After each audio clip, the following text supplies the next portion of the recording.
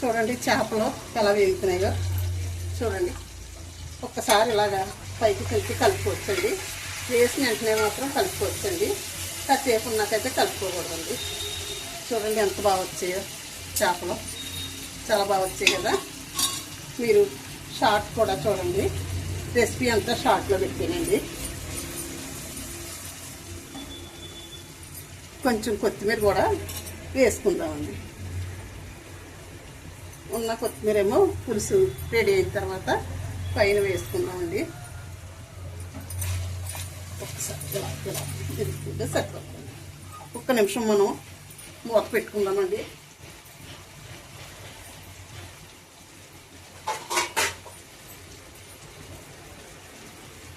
మూత పెట్టుకుంటే ఉప్పు కారం అంతా కూడా మనకి చేపలకి పడుతుందండి. చూడండి మగ్గుతున్నాయి కదా. ఇదిగో చేపలు వేసింది వాటర్ వేస్తున్నానండి. ఒక్క నిమిషం మనకు మగ్గితే అప్పుడు పులుసు, చింతపండు పులుసు వేసేసుకుందామండి. ఒక్కసారి ఇలా కలుపుకుందామండి.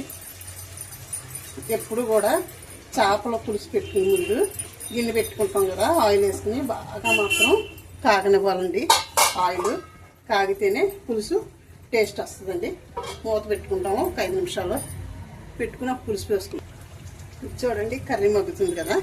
ఇప్పుడు చింతపండు రసం వేసేసుకుందామండి. చేపల పులుసులోకి చింతపండు రసం కూడా పలసగా వేసుకోకూడదండి, మరి ఎక్కువ వేసేసుకోకూడదు. ఎక్కువ వేసుకుంటే పలసగా ఉంటే పులుసు టేస్ట్ ఉండదండి. ఒక్కసారి ఇలా కలుపుకుని మూత పెట్టుకుందామండి. ఇలాగే కలుపుకోవాలండి.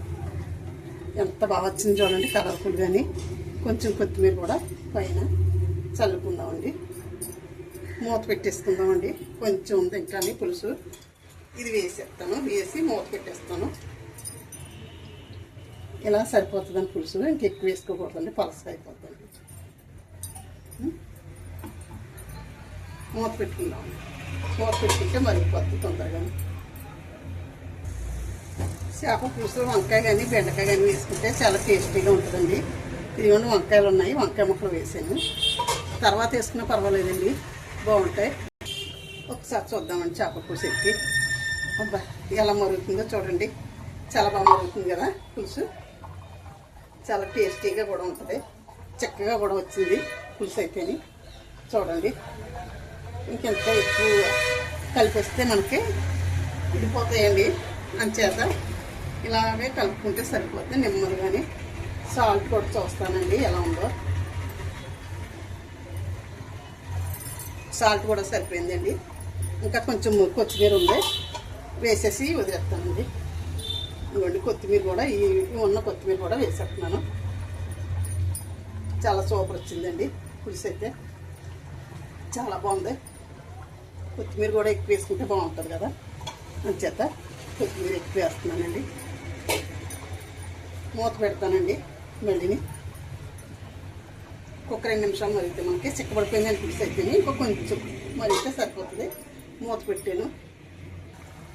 చూడండి పులుసు దగ్గరగా పెట్టాను.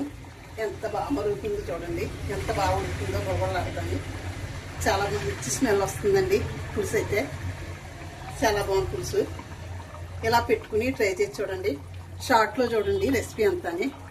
తర్వాత లింక్ ఇస్తున్నాను. వీడియో కూడా చూడండి. నాకు లైక్ చేసి షేర్ చేసి సబ్స్క్రైబ్ మాత్రం చేయండి. కట్టేస్తానండి పులుసుని.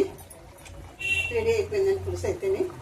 ఇంకా మరిగిపోయినా బాగుండదు కదా, కొంచెం చిక్కగా ఉంటేనే బాగుంటుందండి పులుసు అయితే. అంచేతే మరిగిస్తున్నాను. సూపర్ ఉందండి పులుసు అయితే, చాలా బాగుందండి పులుసు. కట్టేస్తున్నానండి. వీడియో ముగిస్తున్నాను. ఉంటానండి. శ్రీమాత్రే నమః, శ్రీమాత్రే నమః, శ్రీమాత్రే నమః. షార్ట్ కూడా తప్పకుండా చూడండి, చూసి నాకు లైక్ మాత్రం చేయండి. ఉంటానండి. చూడండి పులుసు ఎంత బాగా వచ్చింది చూడండి. రెసిపీ చాలా బాగుందండి, చాలా టేస్టీగా ఉందండి. చెప్పడం కాదు కానీ పులుసు చాలా సూపర్ ఉందండి.